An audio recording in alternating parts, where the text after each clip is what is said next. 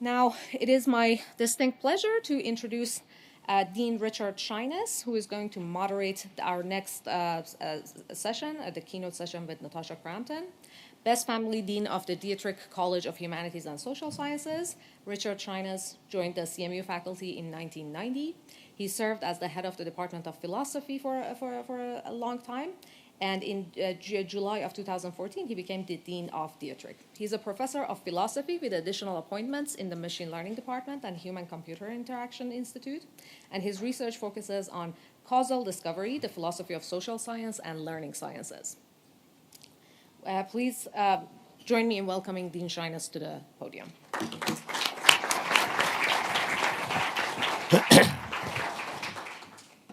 Thank you, Hoda. Welcome, everybody. So before I introduce the keynote, let me just thank K&L Gates. When I took over as dean in 2014, it occurred to me right away that we were a university very well known for developing technology, but not a university well known for helping the world navigate the disruptions of technology. I think with Hoda's leadership, with Alex's leadership, with K&L Gates' support, you can see that I think we've come a long way, and I think, well, I'm very excited that we are now taking our rightful place as being leaders in how we navigate these disruptions in technology so society benefits, not just. So thank you so much, K&L Gates, and all the leadership here. So it's my distinct honor to welcome Natasha Crampton to Carnegie Mellon as Microsoft's first Chief Responsible AI Officer and the leader of the Office of Responsible AI. Natasha has been instrumental in putting Microsoft's AI principles into practice by defining, enabling, and governing the company's approach to responsible AI. Under her leadership, Microsoft collaborates with internal and external stakeholders to shape new laws, norms, and standards to help ensure that AI, insofar as it's possible, is a positive for society at large. Natasha's rich background shapes her unique perspective on responsible AI. Previously, she has served as the lead counsel to the Ether Committee, Microsoft's advisory committee on responsible AI. She spent 7 years in Microsoft's Australian and New Zealand subsidiaries. I'm sure you're getting many jokes about people wanting to go. Now, helping highly regulated customers move to the cloud, and she worked in law firms in Australia and New Zealand that specialized in copyright, privacy, and internet safety and security issues. So she has extensive legal expertise, which underscores her commitment to ethical innovation. In her keynote, she will share insights on how her organization translates overarching ethical principles, policy directives, and legal requirements into actionable guidance for stakeholders. Please join me in extending a warm welcome to Natasha Crampton.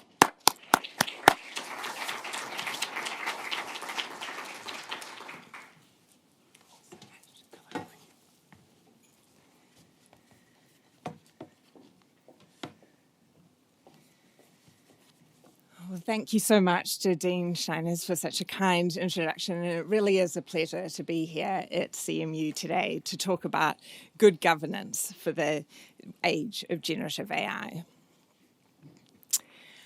I have no doubt that the date, November 30, 2022, will go down in history as one of the defining moments of the Gen AI era.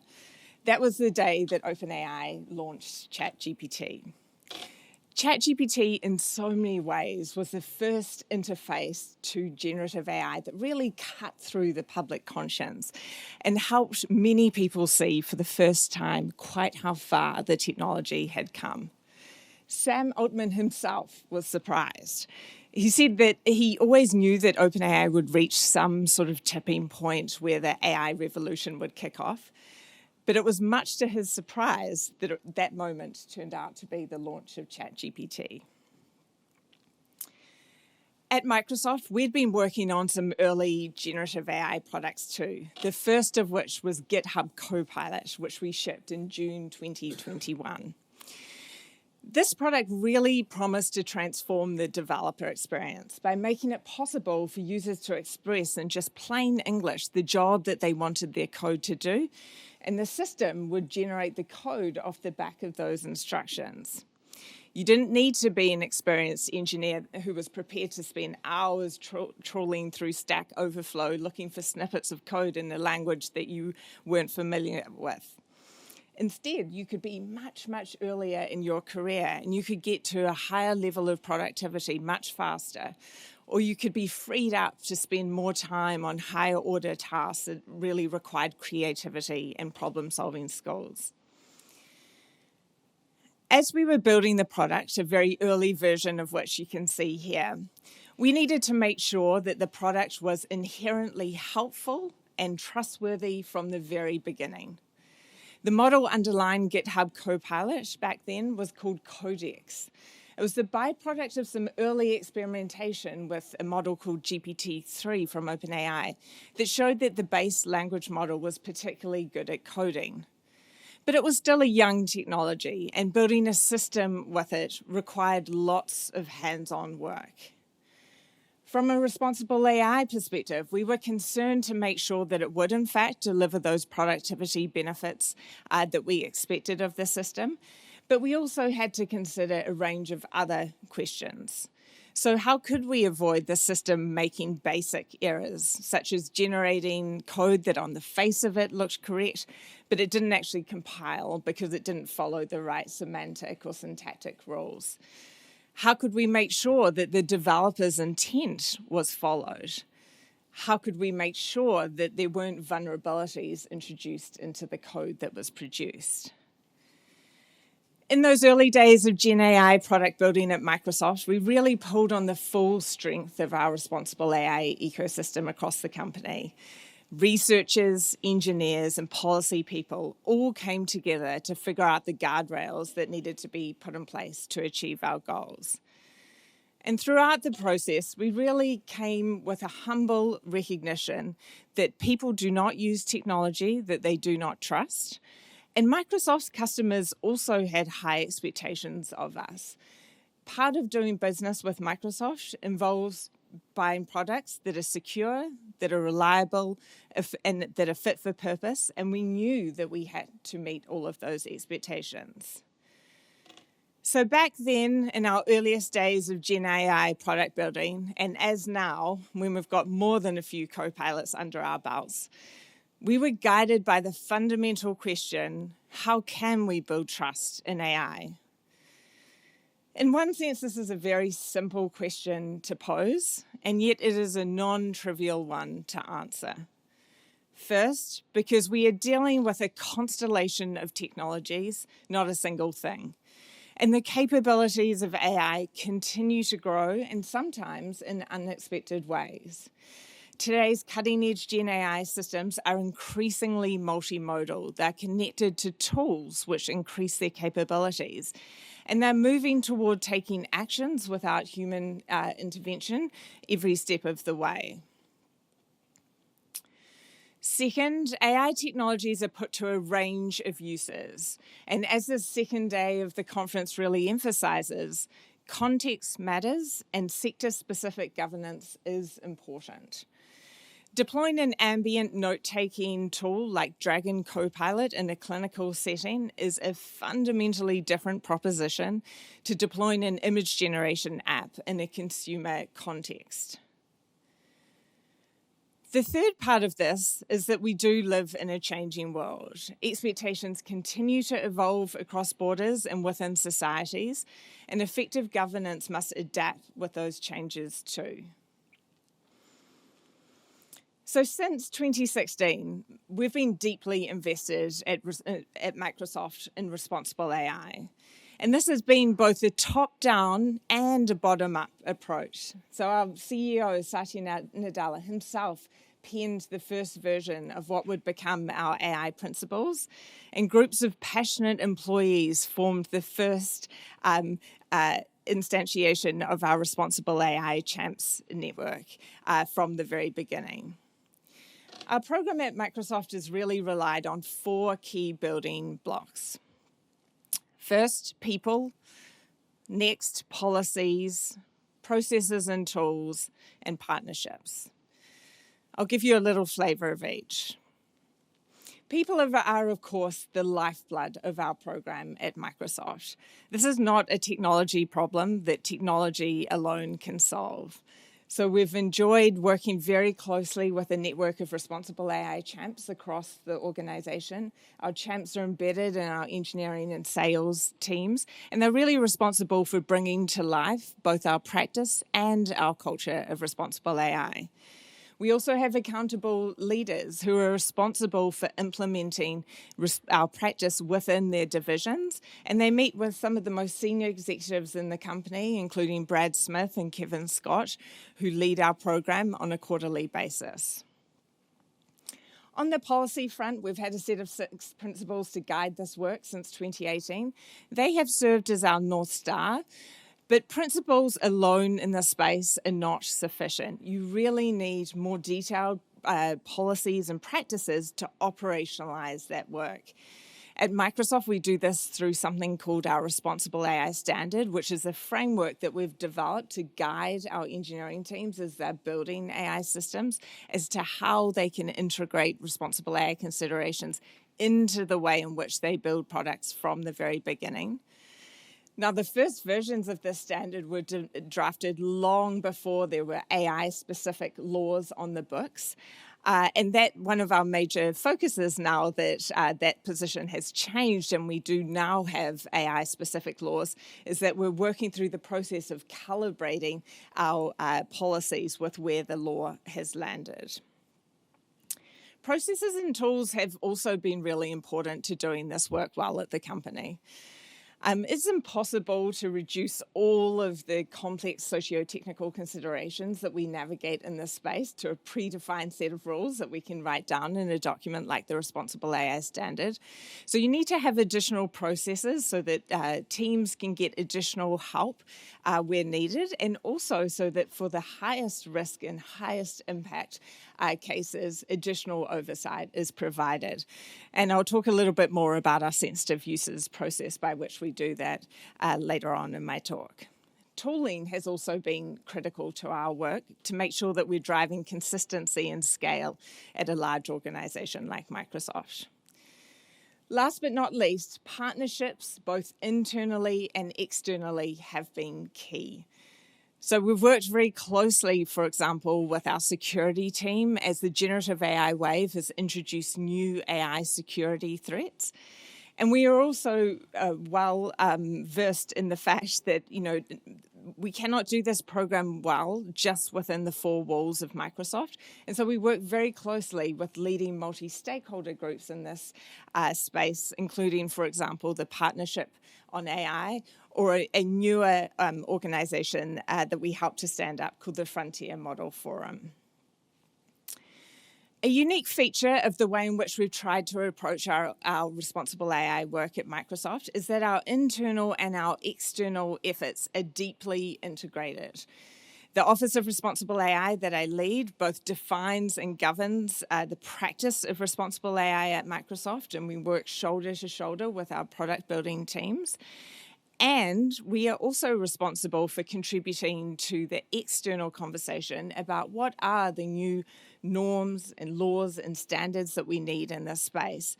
And that deep integration has been key to doing this well and navigating essentially a new frontier when it comes to the policy and practice of responsible AI.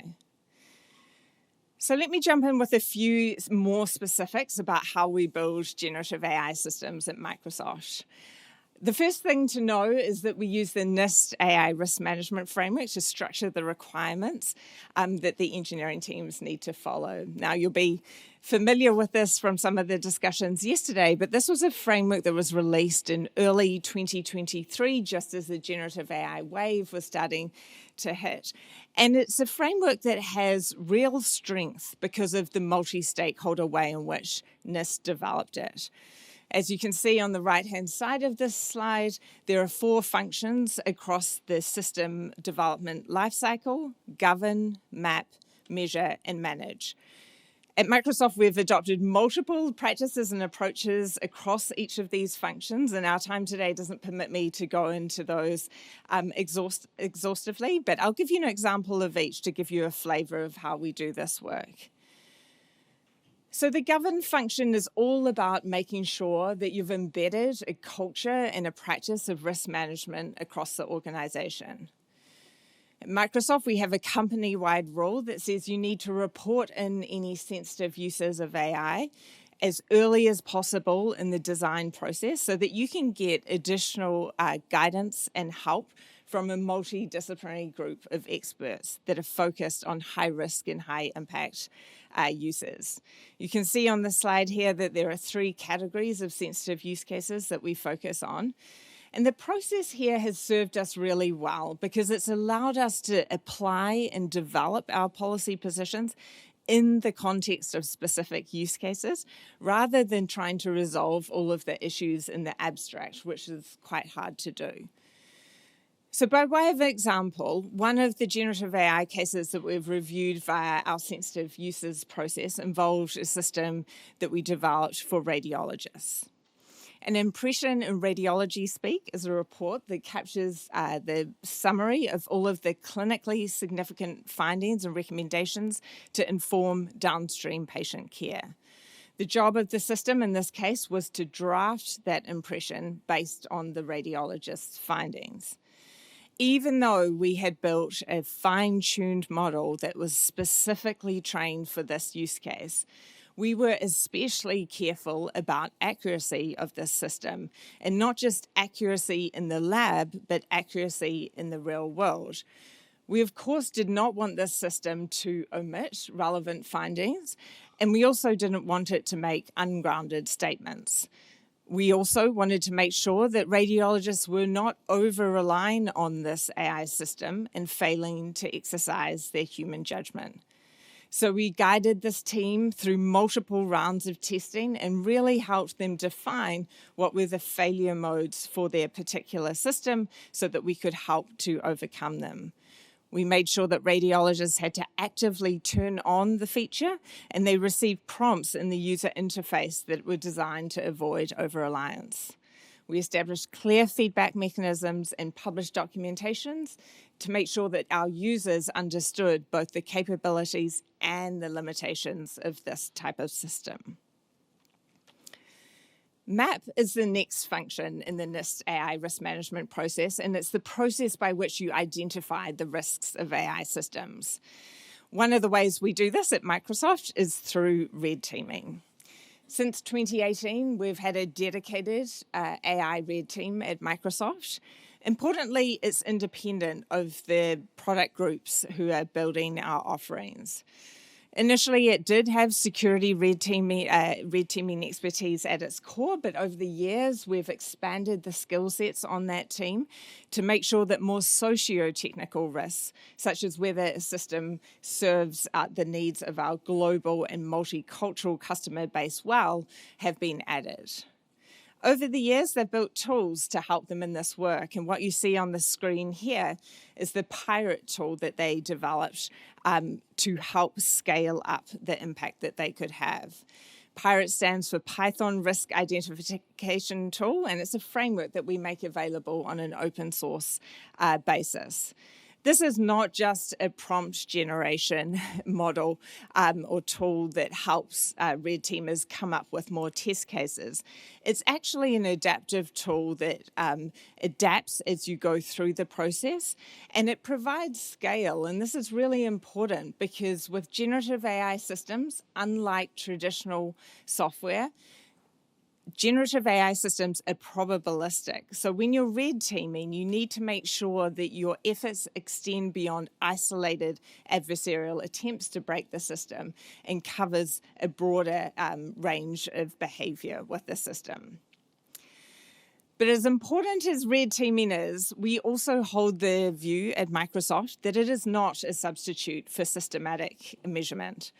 As I often say within Microsoft, red teaming is about identifying that there is an iceberg that lies ahead, and systematic measurement helps you tell the size and the shape of that iceberg, particularly the bit that lies beneath the surface of the water.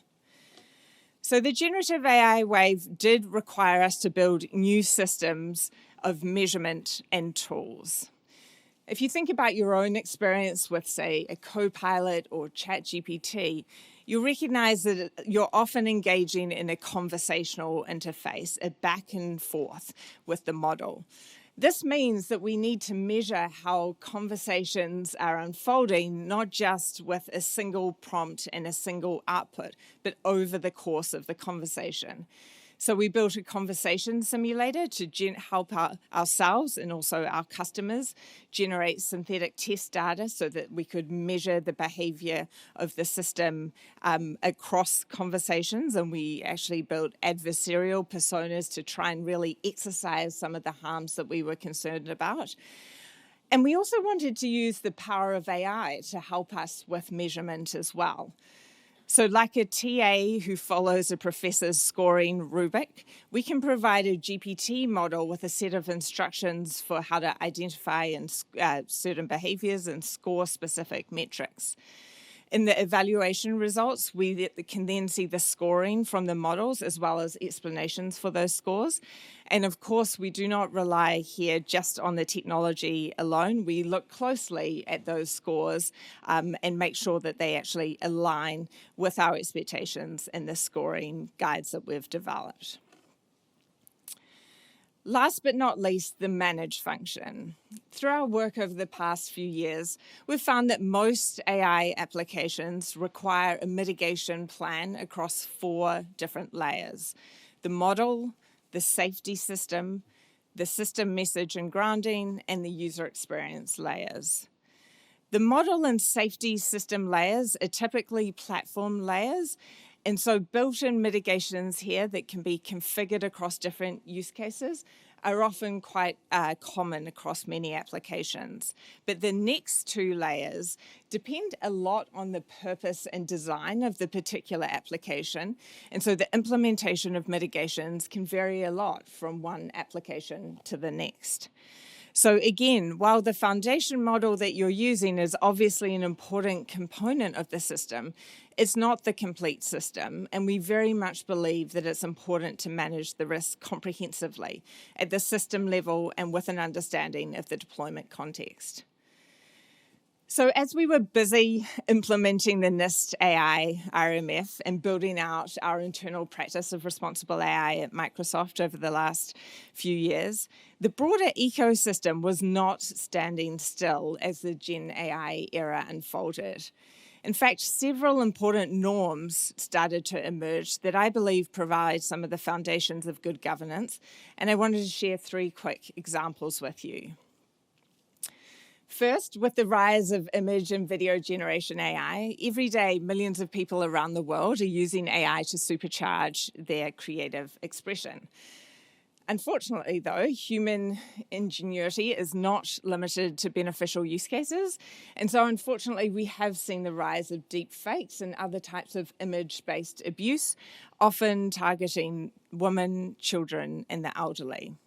Content credentials, such as those demonstrated on the screen now, these help us track the provenance of AI-generated images or video content, much like art curators track the provenance of art, and they thereby help us trace and mitigate some of the worst effects of abusive uses of synthetic content. Microsoft voluntarily committed to add content credentials to images and video content that we generate using our services back in 2023. The thing that's been so heartening here is to see the broad ecosystem uptake of this technology. It's based on a standard, the C2PA standard, that Adobe played a leadership role in developing, but we've seen OpenAI, Meta, LinkedIn, and many other players adopt content credentials as well, and start to do research on how to supplement content credentials with other forms of provenance and also disclosure that are really robust to attack. Next, this last couple of years has been a period where we've seen the capabilities of foundation models really take big strides forward. And the leading AI labs around the world have really risen to the occasion and decided to adopt voluntary governance frameworks for frontier models. These frameworks set out risk management techniques and thresholds that help to stay help the lab stay ahead of large-scale national security and public safety risks. Here, Anthropic really led the way with their responsible scaling policy.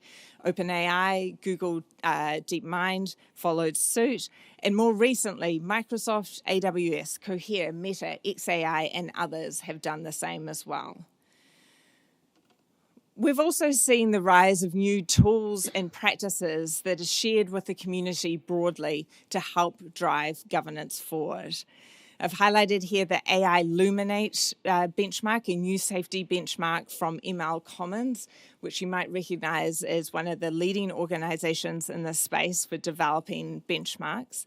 And an even newer initiative called Roost, which was launched just a few weeks ago at the Paris AI Action Summit, where Roost is a concerted effort to bring together open source tools to support today's startups and small and medium enterprises, make sure that they've got the right controls baked into their systems from the very beginning. Now, from our perspective, these are important governance developments. They show how the ecosystem is evolving to address the unique risks and challenges of Gen AI. And yet no discussion of good governance can be complete without understanding how the law has evolved. Laws will always play a role in protecting people against misuse and abuse and setting a common baseline for behaviour. Rules about speed limits and seatbelts and brakes have helped us to be safe and to go further on the roads. And there's good reason to believe that the same holds true for AI as well. So when we look back at the picture in 2022, you'll see that AI-specific laws at that time were actually quite rare. There were some early proposals in the US and Canada. The EU had put forward its proposed AI Act for discussion, and China had adopted a concrete rule around recommendation systems. The OECD and the G20 had come together to adopt a set of principles that would later prove to be formative. If we fast forward to 2025, what you'll see here is that coverage of AI-specific laws has expanded dramatically. It's not just the number of countries that have proposed or enacted laws. It's the remarkable amount of multilateral action across borders. You can see this at the UN level, at the OECD, in groupings like the G7. And then there are new informal networks that have emerged as well, like the International Network of AI Safety Institutes. It's also important to be aware of some of the challenges that this regulatory landscape presents. First, the regulatory models across borders really diverge significantly.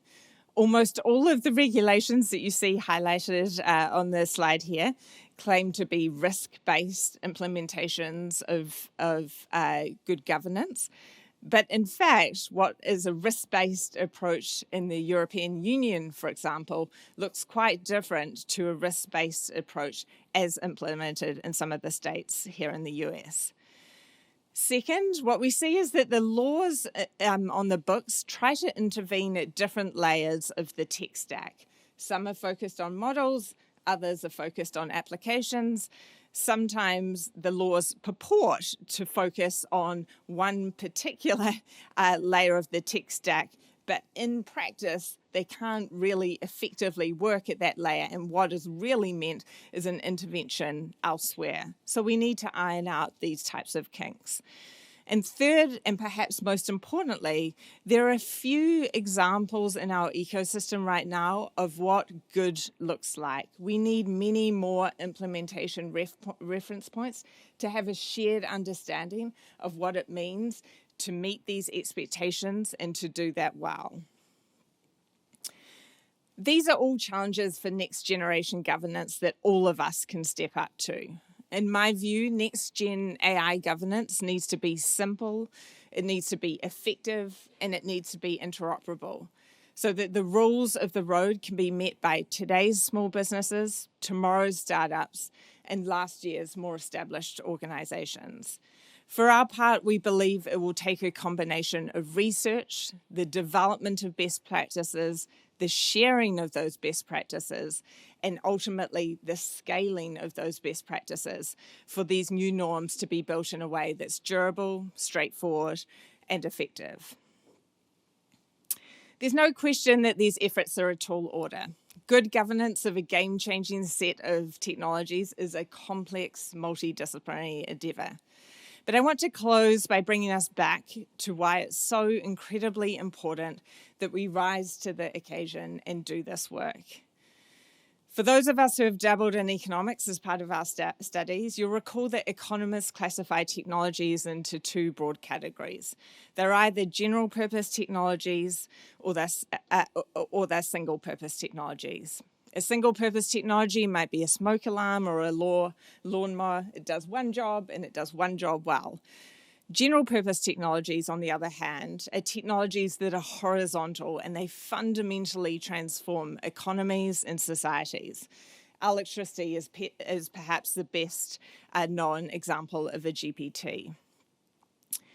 At Microsoft, we think of AI as the next great general-purpose technology. It is going to transform our work and our personal lives in a multitude of ways, and how it does so is a matter for us to define. So in addition to making the investments that we need in compute and data and skilling to power this new AI economy, it's really important that we build an infrastructure of trust so that we can stay ahead of the risks of advanced AI and so that its benefits can be shared broadly around the world. There are many lessons from past GPTs that I believe we can apply in navigating the Gen AI wave, and one of them is particularly stark to me. It is that more than 100 years after Thomas Edison's light bulb moment, it is still the case that 700 million people around the world do not have reliable access to electricity. We can and must do better for generative AI. We must recognise that AI adoption and innovation has many enablers, and one of them is good governance of the technology from the get-go. Thank you very much.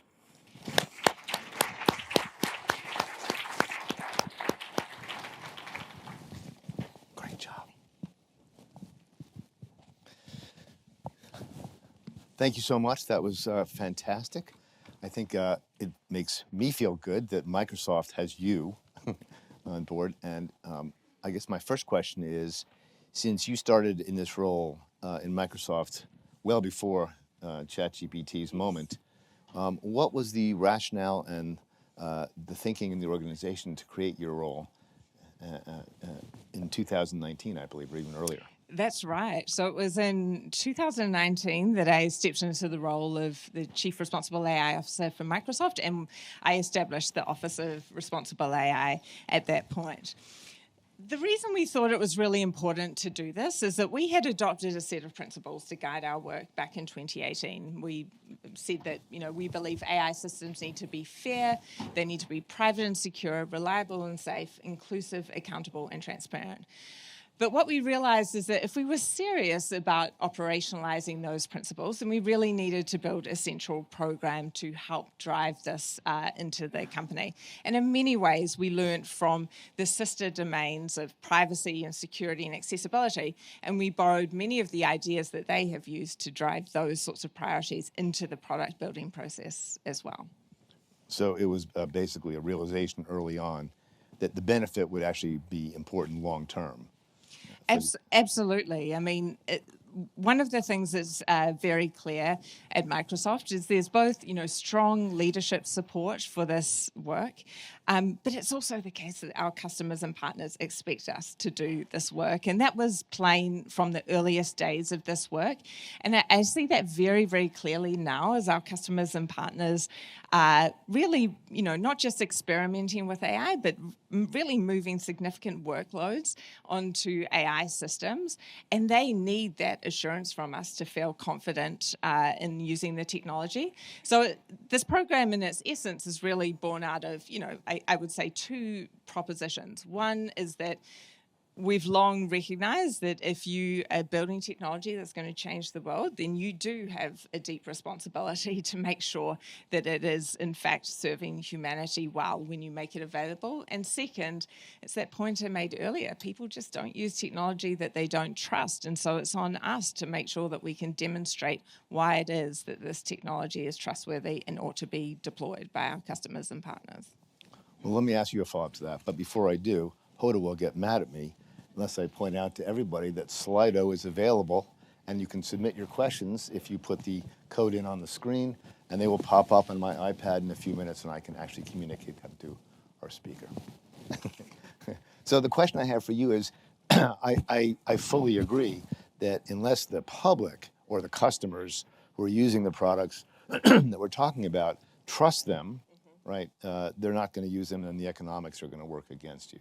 But you have a very, very interesting problem in my mind of communicating, right? Because no system is going to be perfect, and we've seen in the driverless car space in particular, right? Even though it might be the case that the safety, right, not now but in the future, of a driverless car is way, way better than a humanly driven car, you're still going to see the news. Oh, this was an accident caused by the driverless car, et cetera. And so the public and their perspective on these products and their reliability, I think, is a big, big challenge. So have you talked about that within Microsoft and in the industry? And how do you communicate this outside the...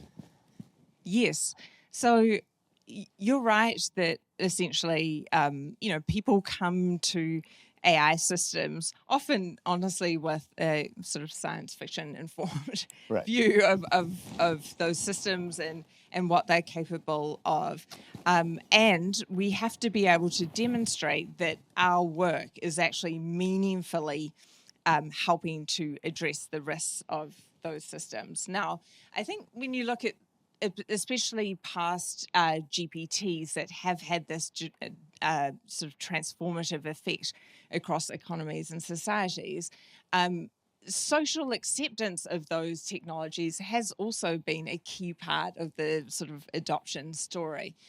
And so there's really two factors that go to social acceptance. The first is that the products actually have to be genuinely helpful. Users have to see real value in the products that have been offered to them and see how, for them personally, it actually helps them in their own lives. The second point is around trustworthiness. And when you look back at, for example, electricity and how electricity became, we became confident that we would just be able to flick a switch and the light would come on and it wouldn't cause a fire.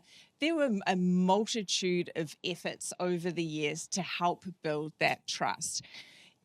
When I think about how we apply that in the case of AI systems, first, we do have to make sure that our systems will behave as intended.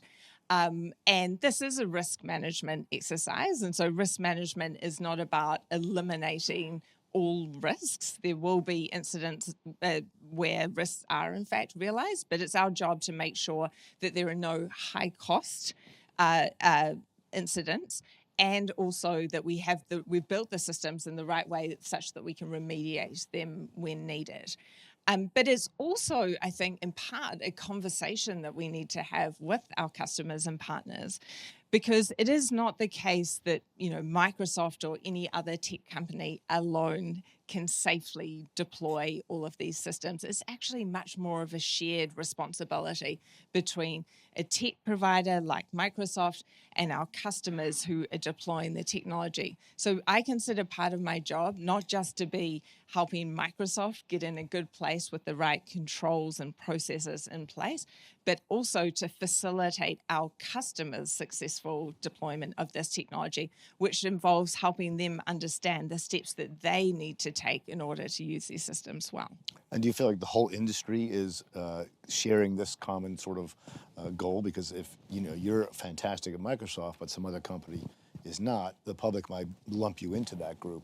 Yeah, and is there an industry-wide effort to sort of communicate the efforts you're making to be reliable and trustworthy? Yes, I do see many of our tech peers very invested in this space as well. And I also see new and growing businesses really embrace this concept of responsibility from the very beginning as well. So I do think this is a space where, we need to demonstrate what we're doing to earn that trust, and to make sure that there are, not just, the sort of good guys doing the right things, and it's sort of a bifurcated situation where there are certain organizations that are motivated to do the right thing and others don't. But, to some extent, this is where the law comes in, right? The one way to set a common baseline for everyone is to make sure that there are laws in place. And so I think we will start to see, especially as the workloads get more and more consequential, more laws come into play that really do set that floor of responsibility and also provide people protection under the law. But it is an ecosystem effort, and I do see pretty concerted efforts across key players in this space, and facilitated by groups such as the Partnership on AI, which are really trying to work in a multi-stakeholder way to bring this conversation forward. Let me ask you a question about the recent disruption from LLMs. So at Carnegie Mellon, we often remind people that AI has been around for 30 or 40 years, and we were doing it 30 or 40 years ago. It wasn't just 2 years ago or 3 years ago that it happened. But your role has been created, and you've been in it for far longer. Mm-hmm.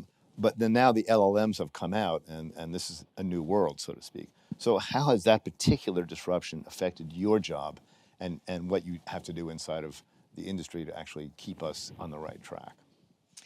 Yes, so when I started doing this work back in 2019, actually some of the AI systems that were attracting a lot of the heat and light were facial recognition systems. So more traditional ML systems that were predictive in nature. And what I've found over the years is that, many of our foundational processes and practices that we built back in the facial recognition days of the program have actually served us pretty well in the generative AI moment as well, because it is important to have those foundational structures, like making sure the right people are in the right roles, making sure that people know when they need help or they've got a particularly sensitive system, they know the places to go in order to get that assistance. So that type of structure has worked well. We learned a lot about how to prepare transparency documentation for facial recognition systems, which is not materially different to how we would approach transparency documentation for generative AI systems. But of course, there are differences as well. So it is the case that generative AI systems do raise new types of risks. And as I talked about today, they require new approaches to measurement. They require new mitigation. So we've had to do that as well. It's also been a question of scale across the company as well. So in the beginning days of this program, our AI efforts were more centralized in a few teams across the company. And now we really have every product building group across the company building generative AI systems of different flavors. And so that tooling that I spoke about has really come to the fore. We have both tooling to help with workflow management so that the engineering teams know which steps they need to take and when. But we also have tooling, like the measurement tooling that I mentioned, that actually help with risk mitigation. And I think the final thing I'd say that has become particularly sort of stark in the generative AI age is that it has been important to talk even more deeply with our customers about this concept of shared responsibility and really help prepare them well to put in place the right mitigation so that the choices they make when they deploy their systems are ones that serve them well and are in accordance with their expectations. Super. So I'm going to ask one more question before I turn it over to the questions from the audience. And this is going to be a question where I get to take the role of the pessimist and the cynic. Alex will tell you I'm always the optimist in the room, and he's the cynic, but it was fun for me to go the other way occasionally. And the question has to do with the problem of money being out there in such a large degree that it's going to be difficult to actually regulate, control, et cetera. So I know a little bit about the history of lead Right? The history of tobacco is obvious. There's lots of other examples of industries when there's enough money out there, right, in front of them, that at least some of the players or many of the players turn to unethical behaviors because they just can't resist the degree or the amount of money out there. So I don't know if that's happened yet in generative AI. I don't think it has, but I think that the excitement over it and the potential, right, is going to certainly put us in a position eventually where somebody is in the room and there's an enormous amount of money they think they can make if they cut corners, if they're unethical, if they do something that will actually have bad consequences for in general, in the industry in general. So what do you think we can do?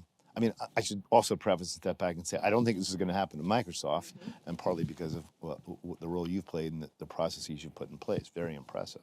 But Microsoft is not the only player here, and there's many, many others who are going to come in. So I guess the question is, what kind of incentives can we create that will actually be effective, right, when that moment comes and there's humongous amounts of money that somebody sees out there to make? So I think we need to think about the incentives in place in multiple dimensions. First, it is the case, and this is very much my experience, that good governance is actually just good for business. And one of the things that we've learned over the years at Microsoft is that responsible approaches to building a product don't just lead to a more responsible product, they lead to just a better product overall.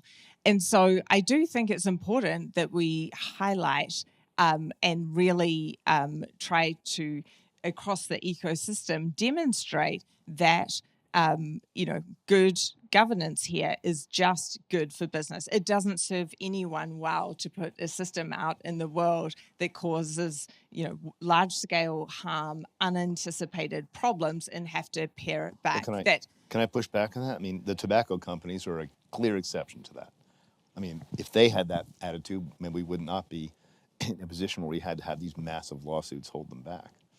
Yeah, and I think this is why it should not just be like an industry endeavor alone, right? This is where academia plays a very important role, governments play a very important role, civil society plays an important role. Now, there has to be a coming together of incentives to drive action across all of those players, and I think they all can act in different ways.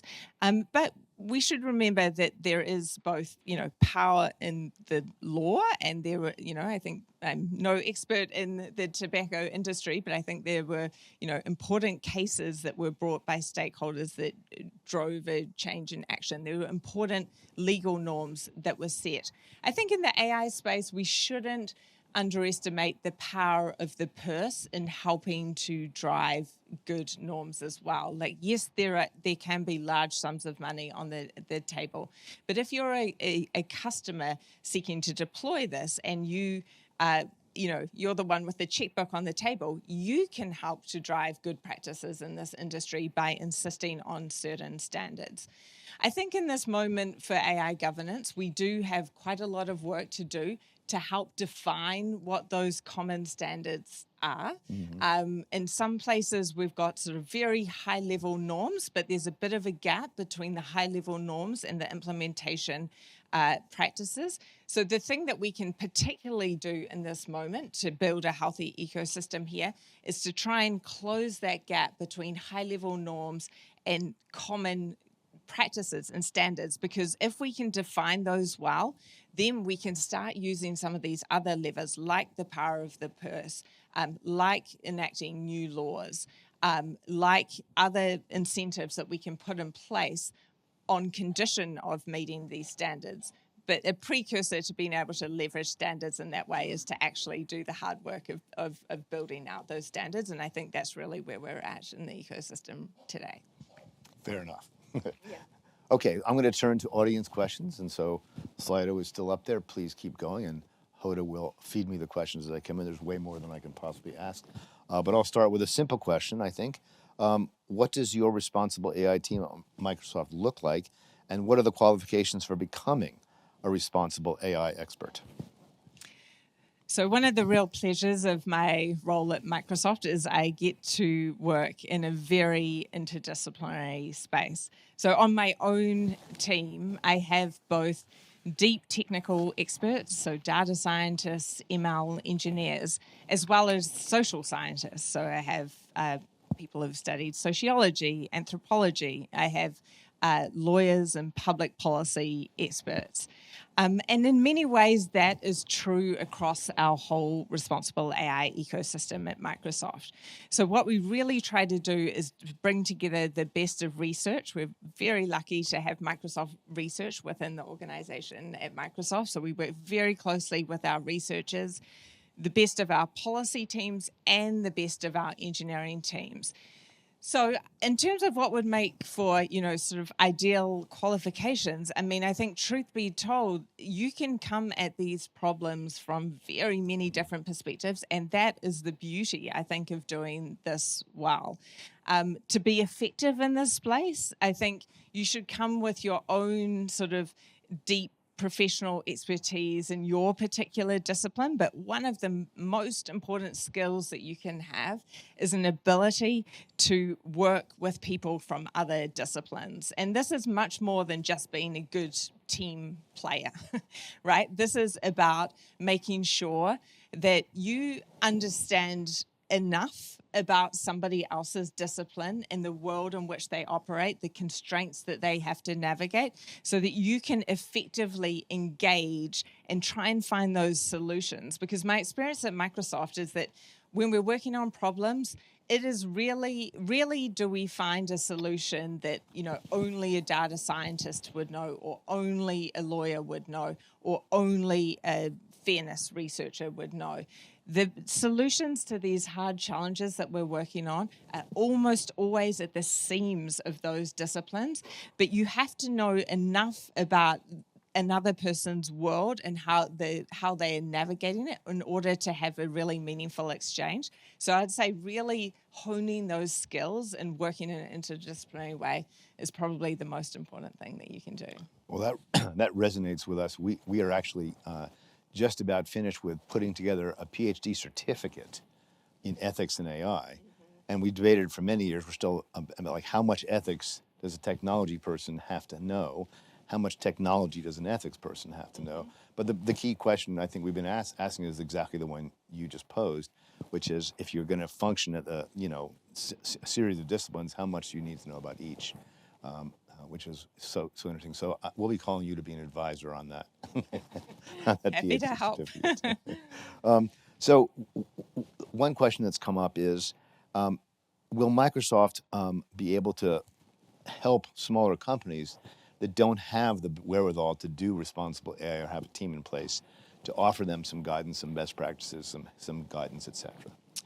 Yes, absolutely. And I think this is a very important part of building a healthy ecosystem. We're incredibly privileged at Microsoft to have access to these amazing researchers and policy professionals and engineers, but not every organization has access to that. So how do we help with that? Well, first of all, we try and share as many of our learnings and our artifacts that we've developed for the program. So if you're interested, you could go to a website that is aka.ms/RAI resources, and you will see many of the resources that we've developed for our program. So for example, we've actually externalized the second version of our responsible AI standard, so you can see how we guide our engineering teams through the process. We've externalized an impact assessment template that we use. But it's not just sort of policy artifacts. We've tried over the years to really try and contribute the tools that we have built as well. So some of them we've chosen to make available on an open source basis, like the Pirate red teaming tool that I mentioned. And others we have baked into our Azure platform so that our customers, when they're just developing an AI system, get access to them as well. It also takes partnerships. So, for example, Microsoft has invested in that Roost initiative that I mentioned, whereby we're using GitHub, which is part of the Microsoft family, to help uncover all the great open source tools that are made available on that platform, and then work with the engineering teams at Roost to help stitch these components together so that they're more readily usable.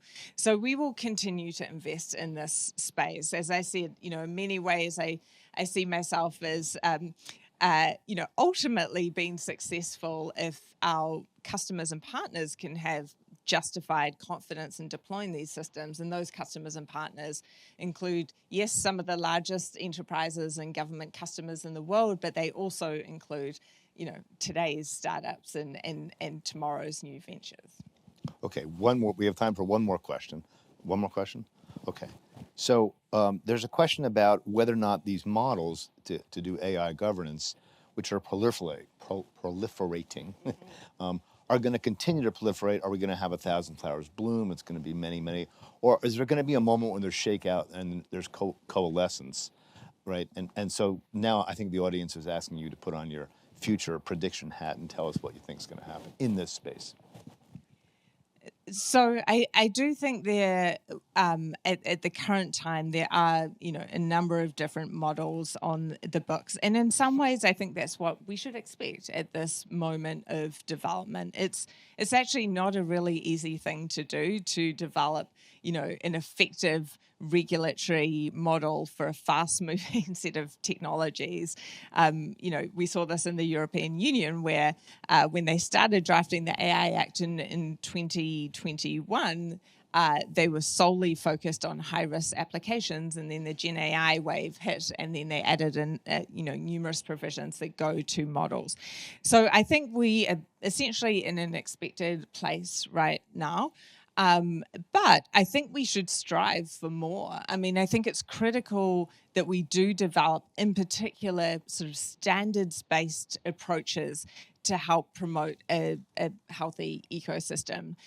The supply chain for AI systems can be kind of complex.